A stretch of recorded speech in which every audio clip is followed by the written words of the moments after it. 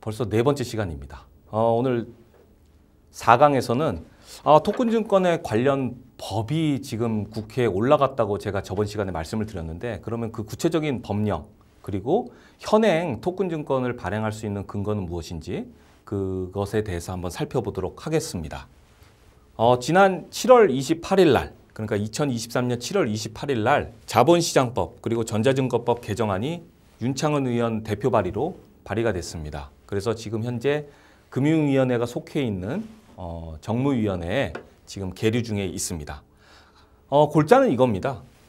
신탁수익증권 그리고 투자계약증권 유통을 위한 투자중개업자를 통한 다자간 거래를 허용하겠다. 즉 거래소를 하나 만들겠다는 얘기고요. 그 다음에 또 하나는 뭐냐면은 토큰증권은 그동안에 우리가 증권을 발행할 때는 증권사를 항상 꼈어야 돼요. 증권사를 주관사로 껴서 했어야 되는데, 니네들이 토큰에 대한 기술이 충분하다면 너희들이 직접 발행해 한 게 바로 발행인 계좌관리기관이라는 제도입니다. 그래서 증권사 통하지 않고 니네가 발행할 수 있으면 해. 그러면서 그 중간 마진을 줄여. 이것이 이제 법의 지금 골자가 될 수 있는 거죠. 그리고 바로 토큰증권은 자본시장법에는 들어가 있지 않고 전자증권법에 기존의 중앙원장 이외에 분산원장을 인정하는 개정안이 올라갔다고 보시면 되겠습니다. 그러면 지난번에 제가 조각투자를 발행하는 형태 두 가지가 있다고 말씀드렸죠. 첫 번째는 신탁수익증권, 두 번째는 투자계약증권입니다. 먼저 투자계약증권부터 말씀을 드리면요. 현재 자본시장법상의 투자계약증권의 정의가 나와 있고요. 제가 2강에서 투자계약증권 정의에 대해서 말씀을 드렸죠. 자본시장법에서 발행을 할 수 있어요. 그래서 실제로 미술품과 한우는 발행을 했습니다. 그런데 유통시장은 허용하지 않고 있습니다. 왜냐하면 미술품이나 한우가 객관적으로 우리가 인정할 수 있느냐 하는 부분에서 아니다 하는 거죠. 그래서 유통은 현재 불가하고요. 반면에 지금 법이 올라갔다고 말씀드렸잖아요. 자본시장법 그리고 전자증권법이 올라갔다고 말씀을 드렸는데, 그러면 이게 무슨 말일까요? 법이 아직 통과 안 됐습니다 라는 말하고 똑같죠. 그러니까 현재 제도화되기 전입니다. 그런데 이 법을 따로 만들었어요. 어떻게 보면 금융혁신을 위한 그 제도가 마련되기 전에 한시적으로 테스트를 해보는 거예요. 이게 바로 금융혁신 지원에 대한 특별법이고요. 이 특별법에는 묘한 문구가 하나 있습니다. 다른 법과 동등했을 때는, 그러니까 예를 들어 자본시장법이라는 건 특별법이죠. 제가 뭐 법률가는 아닌데 일반법이 있고 특별법이 있습니다. 법이 만들어지면 시행령이라고 대통령령이라고 하죠. 그러니까 국무회의를 통해서 이 법에 근거해서 이제 세부 지침을 만드는 시행령이라고 있는데, 법이 시행령에 우선을 합니다. 그래서 법이 가장 헌법 바로 아래가 바로 법이죠. 그런데 법에도 일반법, 특별법, 한으로 말하면 원풀, 투뿔이 있는데 특별법이 일반법에 우선을 합니다. 그리고 일반법 비리 만나고 특별법 비리 만나면 보수적으로 해석을 해요. 보수주의라고 하죠. 그런데 자본시장법하고 금융혁신지원특별법은 둘 다 특별법이에요. 그러면 둘 다 대등하니까 부정적인 거를 해석을 해야 되잖아요. 그래서 자본시장법에 해석을 하면 법 자체가 없기 때문에 토큰증권을 발행할 수가 없어요. 그런데 금융혁신지원특별법은 우선권이 있습니다. 그래서 다른 법에 우선해서 이 법을 적용한다는 조항이 있어요. 그래서 이 법을 이용해서 신탁수익증권은 토큰증권화해서 한번 유통을 테스트해 보겠다 하는 것이 금융당국의 입장이었습니다. 그래서 이렇게 조각을, 요거 부동산이죠. 요 부동산 설명을 드리겠지만, 부동산 그리고 뮤직하우가 하고 있는 음악 저작권, 음원이라고 하죠. 이 저작권에 대한 청구권은 신탁수익증권 형태로 해서 토큰증권 또는 뭐 토큰증권으로 안 해도 됩니다. 전자증권으로도 발행해서 유통을 시킬 수가 있게끔 그렇게 금융혁신지원특별법에 의거해서 개별 기업마다 한시적으로 할 수가 있습니다. 제가 앞서 금융혁신지원특별법이 우선권을 갖고 있다고 말씀을 드렸잖아요. 그럼 구체적으로 한번 살펴보죠. 제정 배경은 자, 여기에 방점이 돼 있습니다. 혁신적인 금융 서비스를 개발하고 발전을 촉진하기 위해서 이 법을 만들었는데 실제로 그걸 만들기 위해서 법을 찾아봤더니 법이 없는 거예요. 그러면 이 법이 우선해서 다른 금융 관련 법령에 우선해서 적용한다 이렇게 나와 있습니다. 그래서 금융혁신지원특별법에 의거해서 토큰증권도 지금 현재 자본시장법이나 전자증권법에는 법에 없지만 이 법에 의거해서 발행할 수 있는 것입니다. 대상은 사실상 법인이에요. 그러니까 우리나라에 존재하고 있는 상법상의 회사는 다 가능하다 이렇게 볼 수 있습니다. 물론 금융회사도 가능하죠. 뭐 예를 들어 산업은행법에 의거한 산업은행, 뭐 은행법에 의거한 신한은행, 하나은행 이런 은행들뿐만 아니라 증권사 그리고 상법상의 모든 회사들이 할 수 있으니까 어떻게 보면 집단지성인 거죠. 모여서 혁신적인 아이디어를 내고 이게 진짜 우리나라 산업 발전에 도움이 된다고 한다면 정식으로 편입시켜줄게 하는 것이 금융혁신지원특별법입니다. 단 아쉬운 게 하나 있어요. 법이 별로 없다 보니까 내가 너희에게 일종의 테스트 베드를 줄 건데 다 운영기간은 2+2다. 처음에 2년을 내고 괜찮다고 하면 2년을 연장해 줄게 하는 것이 금융혁신지원특별법의 골자가 되겠습니다.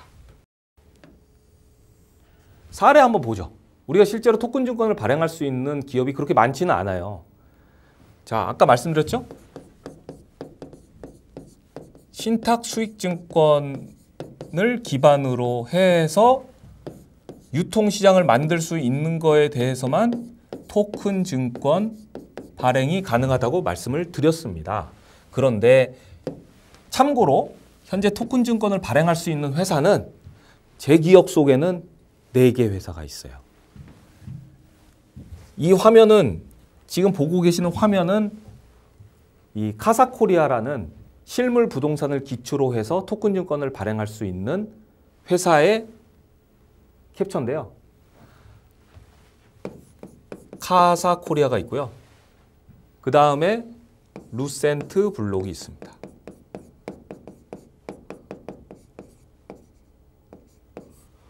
루센트 블록은 플랫폼명이 뭐다? 소유예요, 소유. 부동산을 소유하겠어. 이거고요. 그 다음에 펀블. 펀드블록 코리아의 준말인데 펀블 역시 부동산을 기초자산으로 해서 토큰증권을 발행하고 있는 회사고요. 마지막으로 상업용 부동산을 담보로 한 대출채권을 토큰증권으로 만들 수가 있어요. 그 대표적인 회사가 에이판다 파트너스라는 회사입니다. 그래서 총 네 군데가 토큰증권을 발행할 수 있고요. 뭐 TMI지만 현재 뮤직카우 같은 경우에는 신탁수익증권으로 자기 앱에서 거래가 가능하지만 토큰증권이 아닌 전자증권으로 발행을 하고 있습니다. 그래서 이 4군데가 현재 토큰증권을 발행할 수 있고요. 자, 이 화면은 이제 카사코리아에서 제가 갖고 왔다고 했는데 왜 갖고 왔냐 하면 자, 토큰증권을 발행을 할 수 있는 회사들은 자신의 조각투자 상품을 자기 앱에서 증권신고서를 넣고 투자설명서를 넣을 수가 있습니다. 이게 무슨 얘기냐면 보통 우리가 공모라는 형태, 그러니까 불특정 다수에게 판매하는 행위를 가능하게 하는 공모라는 절차를 거치게 되는데요. 그거는 우리가 금융감독원의 승인을 받아야 되거든요. 그러면서 우리가 금융감독원 전자공시 시스템에 증권신고서를 넣게 돼 있어요. 그런데 이런 회사들은 금융혁신지원특별법에 의해서 자기 앱에서 그냥 등록을 할 수가 있습니다. 그리고 발행한 다음에 토큰증권을 자기 앱에서 건물 지분을 주식처럼 거래할 수가 있어요. 이 부분이 토큰증권 발행자들의 핵심이라고 볼 수 있겠습니다. 그래서 이번 시간에는 토큰증권이 실제 지금 법이 올라갔다, 발의가 됐다 이렇게 말씀을 드리고 자, 발의된 법은 자본시장법 그리고 전자증권법의 개정안이 올라갔고요. 그럼에도 불구하고 법이 없기 때문에 그럼에도 불구하고 토큰증권에 대한 테스트는 해야 되는 그런 상황인데 그거는 금융혁신지원특별법에 의거해서 우리가 토큰증권이라는 실험을 할 수 있다. 여기까지 설명을 드렸습니다. 이 용어 측면에서 좀 이렇게 혼용해서 쓰는 경우가 좀 있었거든요. 그래서 요걸 좀 바로잡고자 몇 가지 좀 갖고 왔어요. 좀 혼란스럽게 좀 보이는 그런 다른 용어들과 토큰 증권이 어떤 차이가 있는지 말씀드리고자 합니다. 제가 회사에서 이제 투자자들을 만날 때 투자자들이 처음 반응을 보인 내용이 있었어요. 뭐냐면 제가 이제 이렇게 설명을 하죠. 저희는 기초 자산을 바탕으로 해서 토큰 증권을 발행하는 플랫폼 회사입니다. 이렇게 설명을 하면 투자자는 코인 아니에요? 비트코인 아니에요? 비트코인하고 차이가 뭐예요? 이렇게 말씀을 하십니다.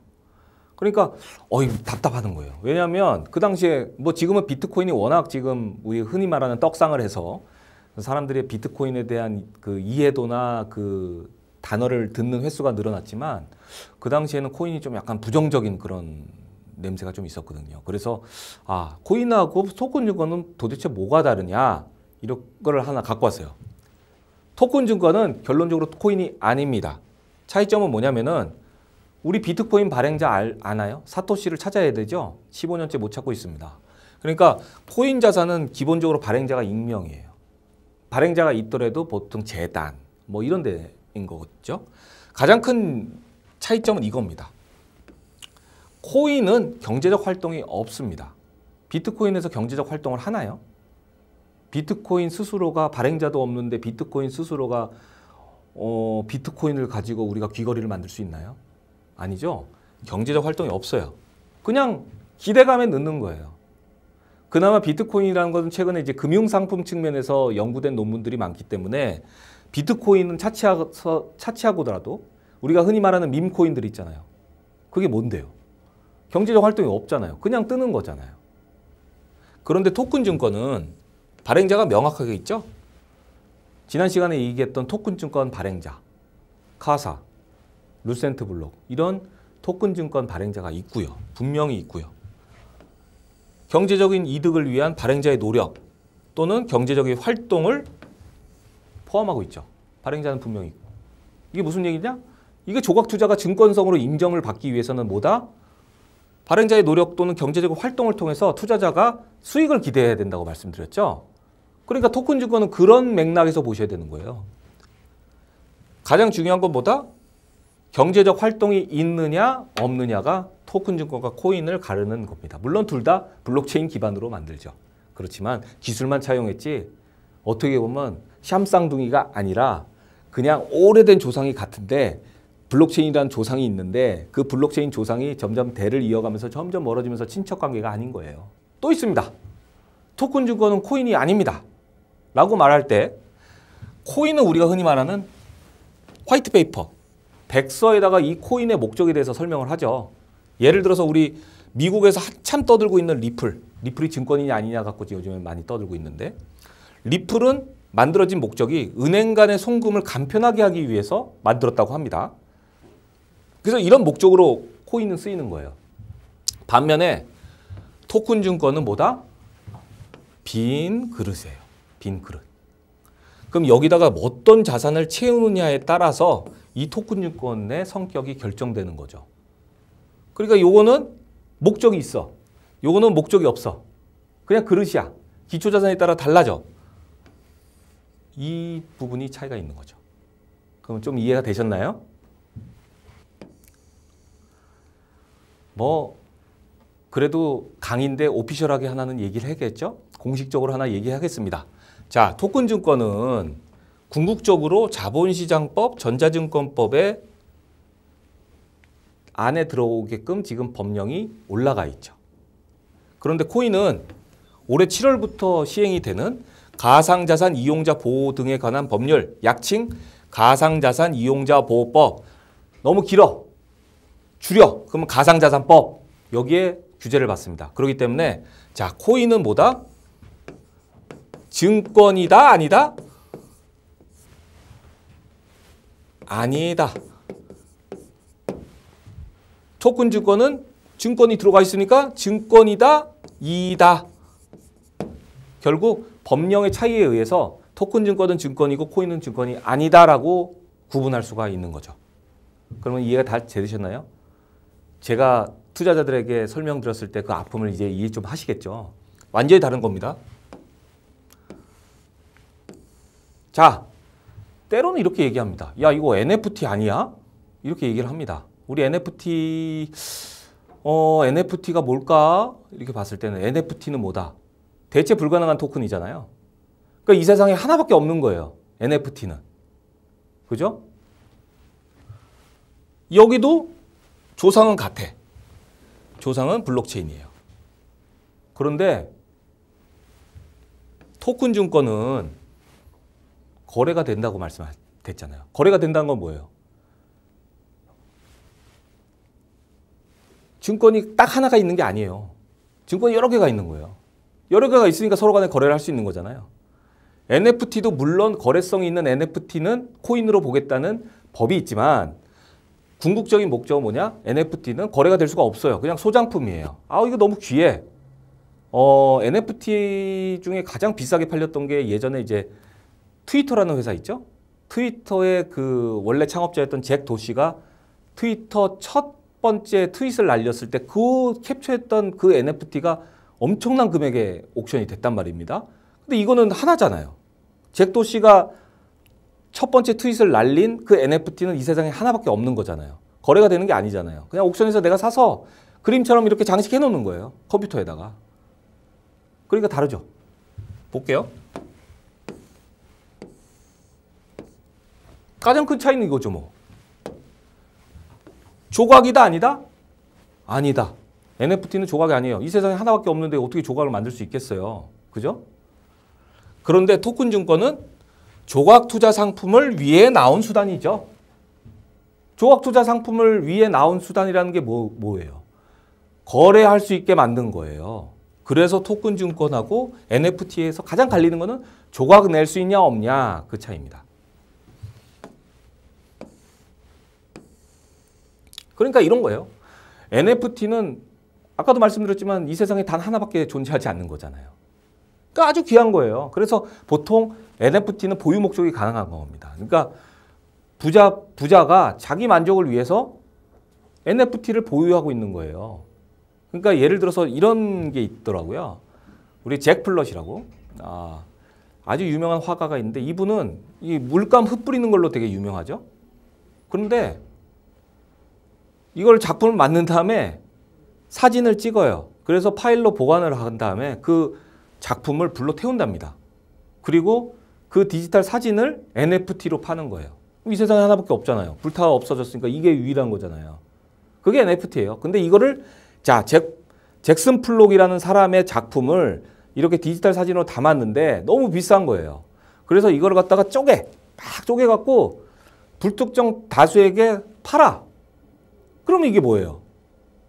조각 투자가 될 수 있는 거예요. 왜냐하면 잭슨 플롯의 그 그림이 나중에 상당히 값어치가 올라가거나 잭슨 플롯이 갖고 있는 그 디지털 사진을 이 사람이 나중에 자기의 노력으로 옥션 시장에 내놓거나 다른 갤러리에 팔거나 다른 소프트웨어 업체에 팔거나 이런 등등으로 수익을 얻을 수가 있기 때문에 이런 거는 조각 투자라고 하죠. 결국은 다시 한번 말씀드리지만 NFT는 이 세상에 단 하나, 토큰 증권은 불특정 다수로 많다. 요 부분에 차이가 있습니다. 그럼 법령을 한번 보죠. 자, 올해 7월에 이제 정식으로 시행이 되는 가상자산법을 갖고 왔습니다. 가상자산 이용자에 대한 보호법.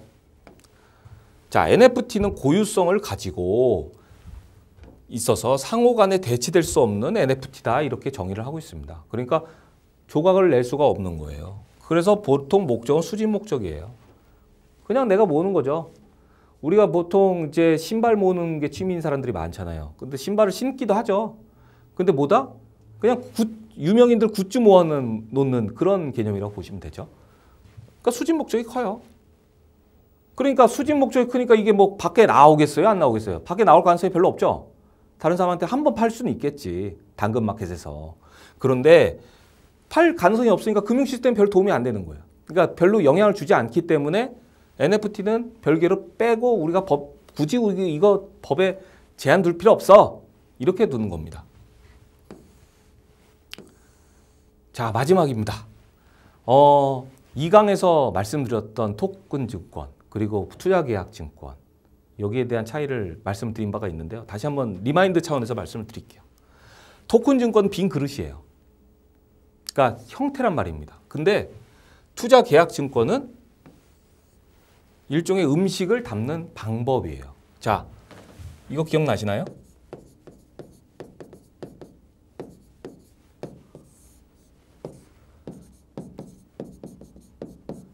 조각 투자가 증권으로 인정을 받으면 이 조각 투자는 신탁 수익 증권을 통해서 발행을 하거나 투자 계약 증권으로 발행을 한다고 말씀을 드렸고요. 이게 나중에는 궁극적으로는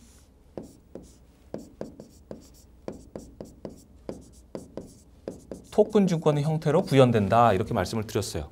뭐 이걸로 사실은 설명이 될 것 같은데요. 투자 계약 증권은 투자 계약 증권의 형태로 발행할 수 있는 기초 자산들이 있을 거 아니에요? 이 음식을 투자 계약 증권까지 포괄한 개념이죠. 그러니까 여기 안에 미술품이 들어가고 한우가 들어가고 나중에는 뭐 와인, 선박 등등이 들어갈 수 있지 않겠습니까? 이런 것들을 구현하는 방식 그리고 이걸 통해서 유통시장에서 자유롭게 거래할 수 있는 방법 이게 바로 토큰 증권이다 이렇게 말씀드릴 수 있겠습니다. 그래서 토큰 증권과 투자 계약 증권의 그 차이점은 단계인데 투자 계약 증권은 조각 투자의 방법, 토큰 증권은 투자 계약 증권을 발행하는 형태 이렇게 이해하시면 되겠습니다. 지금까지 1강에서 5강까지 5번에 걸쳐서 강의를 드렸는데요. 조금이나마 어떻게 보면 생소할 수도 있는 조각 투자 그리고 거기서 나오는 투자 계약 증권 또 토큰 증권 이 개념을 조금이나마 정립해서 앞으로 이제 신문이나 또 실제로 이제 소액으로 투자하실 기회가 많으실 텐데요. 잘 참고하셔서 좀 도움이 되는 그런 강의가 되었으면 합니다. 지금까지 신년기였습니다. 감사합니다.